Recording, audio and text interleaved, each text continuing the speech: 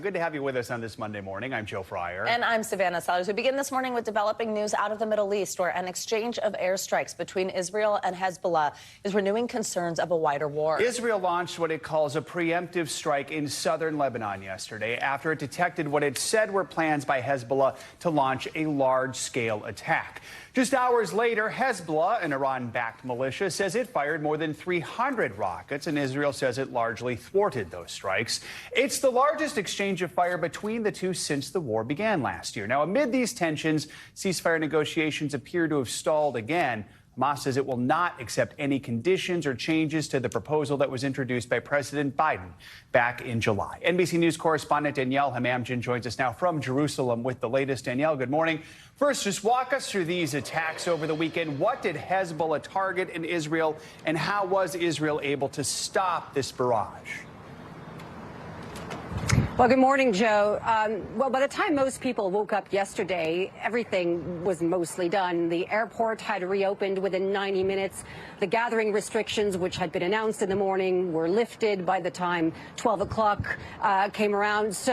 But I'll take you through, and here's a brief chronology of events in the morning. Israeli intelligence suggested that there were thousands of rocket launchers in southern Lebanon that were pointed and aimed at Israel. And so at 4:30 in the morning, according to Israeli officials, is when the first wave of Israeli jets were deployed, targeting a number of facilities, Hezbollah facilities in southern Lebanon. 20 minutes later, a second wave, so you're looking at a total of about 100 Israeli jets targeting 40 sites along southern Lebanon. Rocket launchers, Israel says, were embedded in civilian areas. Now, Hezbollah has a different version of events. It said, as you mentioned, Joe, that they were able to launch 340 rockets into Israel. They said, to target 11 military bases along the border. They were able to distract the Iron Dome, and in doing so, were able to launch drones deeper into Israel. What were they targeting?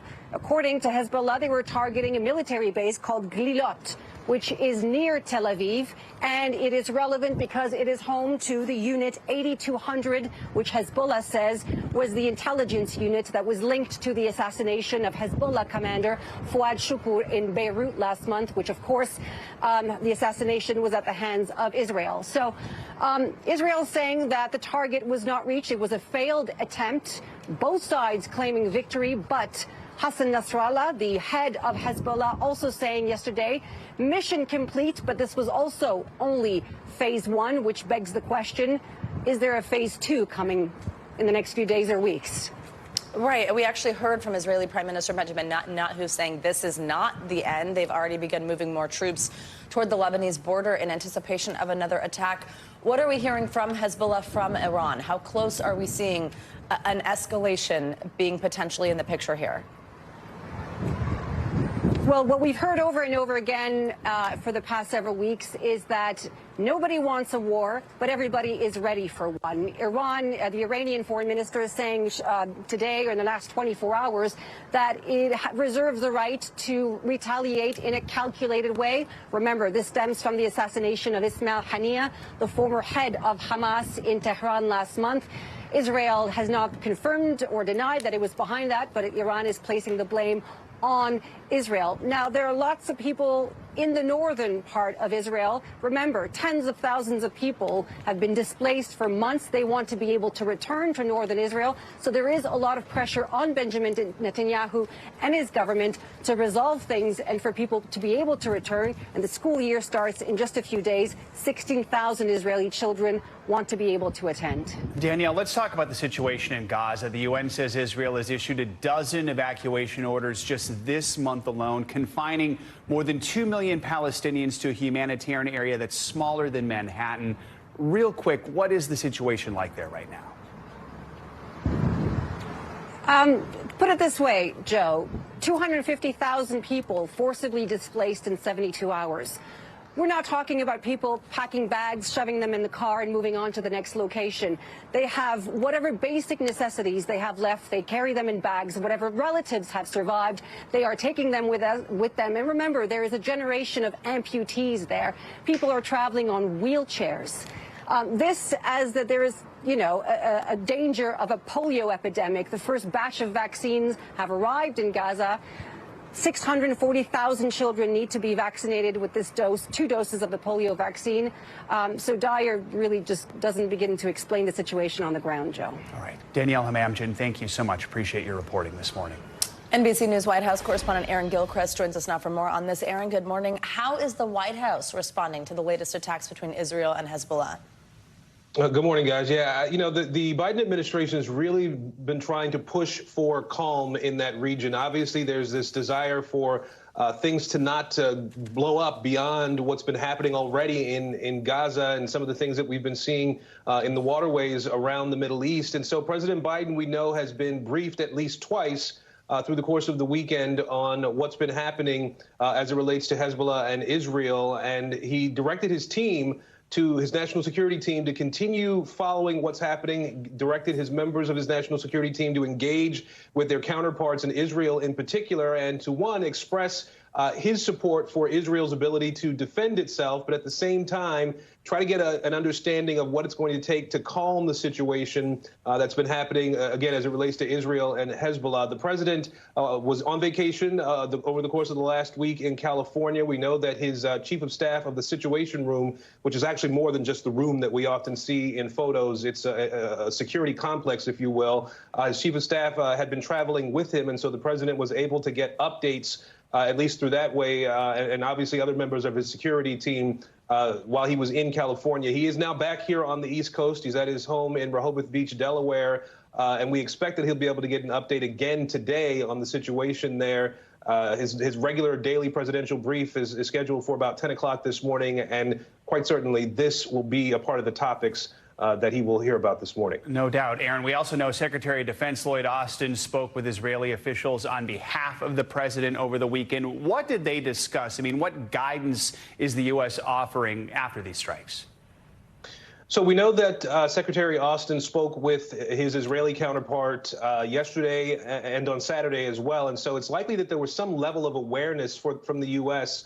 About what was going to happen on the Israeli side, at least on Saturday. And the Secretary Austin indicated that, again, he expressed U.S. support for Israel to defend itself. And these are sorts of conversations that happen between military leaders fairly regularly. We know that Secretary Austin speaks to Minister Gallant fairly regularly. And while the U.S. was not engaged in any of the fire action that happened between Israel and Hamas, we understand that from a U.S. official, there was an effort to help Israel with intelligence, with the ability to see what was coming in from Hezbollah, from the Lebanese side of the border with Israel. And we understand also that the secretary has ordered 2 carrier strike groups, naval vessels and their air power as well, to stay in that region. A show of support again for Israel, guys.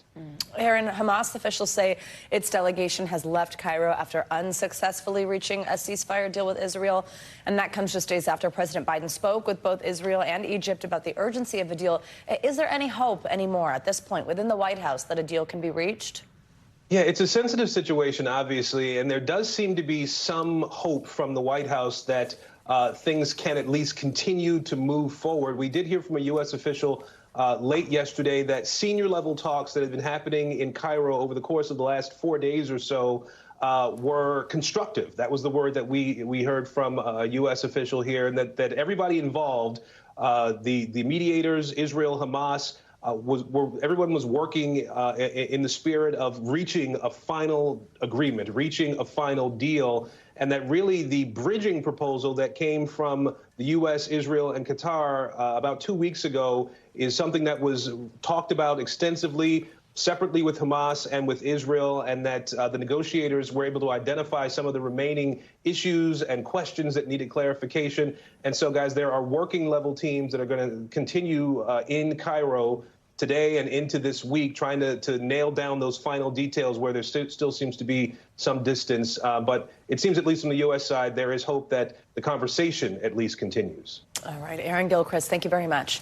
Now to the race for the White House and a huge enthusiasm bump for Vice President Kamala Harris. The Harris campaign says that her acceptance speech at the DNC sparked a massive surge in donations, while her opponent, former President Trump, is preparing to hit the trail in some key battleground states this week. NBC News correspondent Adrian Broaddus has the latest on the dueling campaigns. Let's get out there. Let's vote for it. It's an all-out blitz to the finish line. We must defeat Kamala Harris. There'll be time to sleep when you're dead.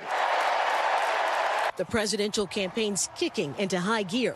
Courting voters. We need to be thinking about the future. We're a nation in decline. Nobody is safe. And collecting cash. Vice President Kamala Harris's campaign saying they've raised $40 million since her convention speech Thursday. Over $500 million since President Biden dropped out July 21st. It's a battle for bucks. The latest numbers for the Trump campaign, it says it raised almost $139 million in the month of July. As donations flow, so does a bank of promises. Both parties campaigning on reproductive rights. When Congress passes a bill to restore reproductive freedom, as President of the United States, I will proudly sign it into law. On Meet the Press, Donald Trump's VP pick, J.D. Vance, telling NBC's Kristen Welker that his running mate would not impose a federal ban on abortion. So he would veto a federal abortion ban? I think he would. He said that explicitly, that he would. As the Harris campaign builds on the momentum of its convention success, Republicans hope to gain ground and energize their base. Harris and Walz will kick off a bus tour through Georgia on Wednesday, while Mr. Trump will head to battleground states Wisconsin and Michigan on Thursday. All of this leading up to the big debate next month. Back to you. All right, Adrian, thank you. Let's get a little bit more of that interview. Vice presidential candidate J.D. Vance saying he now regrets that people have taken some of his previous comments the wrong way. Here's Meet the Press moderator Kristen Welker with more on her conversation with Senator Vance, who said he thinks voters should focus more on political issues rather than his comments. Hello there, Joe and Savannah. This week on Meet the Press, I asked Republican vice presidential nominee J.D. Vance whether he has any regrets about his past controversial comments on women, including calling prominent Democrats childless cat ladies. You're calling it a sarcastic comment. Sure. And yet, some women, and you got the feedback in real time, felt like it was a gut punch to them personally. Do you regret making that comment? Look, I regret certainly that a lot of people took it the wrong way, and I certainly regret that the DNC and Kamala Harris lied about it. But do you regret what you said, Senator? Look, Kristen, I'm going to say things from time to time that people disagree with. I'm a real person. I'm going to make jokes. I'm going to say things sarcastically, and I think that what's important is that we focus on the policy. There are certainly going to be things that I say. If I'm elected vice president, people are going to say, well, I wish he had said that differently. I think it's most important to actually be the person I actually am and to say those sarcastic comments were made in the service of a real substantive point. This country has become too anti-family. It's too expensive to afford a house. It's too expensive to afford groceries. Donald Trump and I want to change that. And unless we get better leadership, we're not going to. You can see my full interview and a lot more at MeetThePress.com. You can also get more Meet the Press here on NBC News Now every weekday at 4 p.m.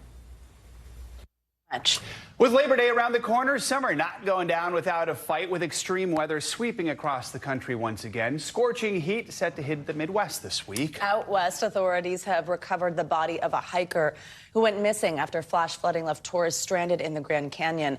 Meanwhile, in Hawaii, residents were hit with gusty winds and flooding rain as a result of a rare Pacific hurricane. NBC News correspondent Maggie Vespa joins us now from Springfield, Illinois, with the latest on the severe weather. Maggie, good morning. So the National Weather Service predicting record high temperatures across the Midwest this week. Talk about where you are. How are things feeling? It's already feeling pretty hot, guys. It's in the mid-70s right now, but today it's expected to get up to like 96 here in Springfield with the heat index over 100. Tomorrow's heat index, 111. I mean, this extreme heat is expected to last for days, and it's really going to be dangerous. We're seeing schools closing in Milwaukee and Chicago, among other major cities. And over the weekend, there was an Air Force show in Kansas where dozens of people were treated for heat-related issues. 17 of those people, guys, had to be hospitalized. So a reminder to do all the classics. Stay hydrated, stay in the shade, stay inside if you can. Absolutely. Let's talk about Hawaii, Maggie. Over the weekend, Hurricane Hone slammed the Big Island, and now a second storm is on its way. How are Hawaiians coping? As best they can. We have about 24,000 people on the Big Island without power at this point. And you're right. I mean, Hurricane Hone has made its way out. Hurricane Gilma is the next one that's taking aim at the Big Island. Right now, it's about 1,400 miles east of Hawaii with sustained winds at this point at 115 miles per hour. It's expected, our climate team tells me, to make landfall late Tuesday, early Wednesday. By that point, the good news is it is expected to weaken quite a bit. So everybody keeping their fingers tightly crossed for this. But as you can see, guys, from the video, I mean, this hurricane was no joke. People in Hawaii, obviously, they're used to wild weather from the ocean, but a Pacific hurricane is rare. And this was definitely a big one, guys. And Maggie, as if all that's not enough, there was this flash flood in the Grand Canyon. More than 100 people evacuated. Right. One woman there was killed. What more can you tell us about that? Yeah, that water came in quickly. It caught a lot of people off guard. More than 100 people evacuated. Several of them had to just be airlifted, like plucked out of the Grand Canyon and flown away. I mean, keep in mind, this is the end of summer vacation season. People are still traveling. That's still at its peak levels.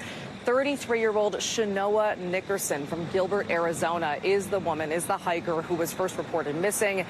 And then authorities say her body was recovered. You see people being rescued there. One man told us that hikers were like hiding in trees, trying to get out of the water as fast as they can, but they really didn't see it coming. And as you can see, guys, it proved incredibly treacherous. Just unreal during a time when so many tourists are still visiting places like the Grand Canyon. Maggie Vespa, thank you so much. Thank you. For the latest on all this extreme weather happening around the country, let's take a look at your Morning News Now weather. This morning, we're joined by Philadelphia meteorologist Brittany Ship from NBC News 10. Brittany, good to have you with us. Good morning. Why, thank you. It's great to be with you. We definitely have a lot happening here with our weather. We want to start you off with our heat alerts here that are now affecting 45 million are at risk either under a heat advisory or a heat warning. So those heat index values up to 115 degrees. And these alerts are going to extend into tomorrow as well. And this as a lot of students are heading back to school. So these are some of the temperatures you're going to find. Chicago, 96 degrees. That's 15 degrees above average. Look at Omaha, 101 degrees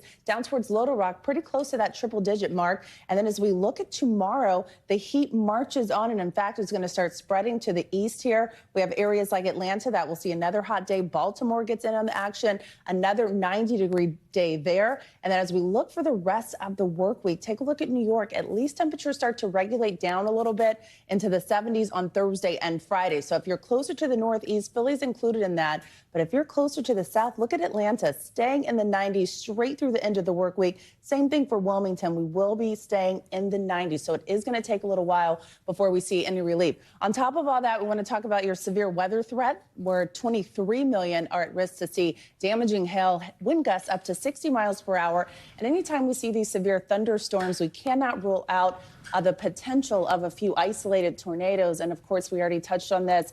Watching the tropics, we do still have 3 named storms in the Pacific. We have Tropical Storm Hector, Hurricane Gilma, now Tropical Storm Hone. And the good news, at least, is as we look at the track of Hone here, it continues to pull away from Hawaii right now with wind speeds at 70 miles per hour. So it will continue to lose its momentum and its steam here. But the next thing we have to watch is what's going to happen here in the next day or two. And that's going to be Gilma, which is going to basically follow the same track. At least it's going to weaken as well before it approaches the Hawaiian Islands. All right, lots to keep track of this time of year. Yes, it is. Good to have you with us. Thank you so much. You. Thanks for watching. Stay updated about breaking news and top stories on the NBC News app or follow us on social media.